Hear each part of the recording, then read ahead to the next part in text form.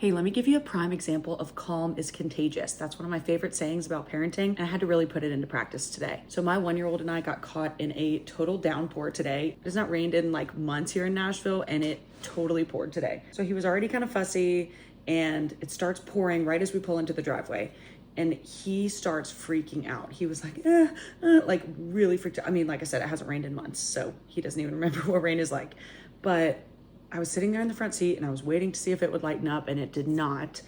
And I was going, oh my gosh, this is gonna suck. This is gonna be terrible. He's gonna be freaked out, and then he's gonna be grumpy the rest of the night, and he's gonna have a total toddler meltdown. And I was spiraling myself.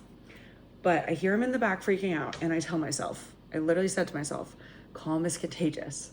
So I got myself together and I grabbed my bag of stuff and I took a deep breath and I opened the door, and he was already going, and I said, this is gonna be so fun. We're gonna run through the rain. And y'all, it was crazy how quickly his facial expression changed. He immediately had a total different outlook on the situation. He was like, he looked at me like, oh, this is gonna be fun. This is gonna be a good thing.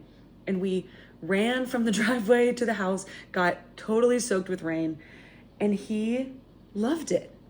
And I knew that if I had spiraled and said, oh, this sucks, oh my gosh, he would have fed off of my energy and he would have had a meltdown, and we would have probably had a terrible rest of our night. But guess what?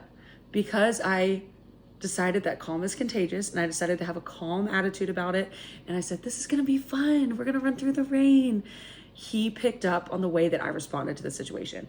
And listen, I'm not saying that's gonna work every time. I know that sometimes, no matter how good you're acting in a situation, your toddler is gonna be a toddler sometimes. That's just the way toddlers are. But what I do know is that even if they decide they're gonna lose their shit, you don't have to lose your shit too, okay?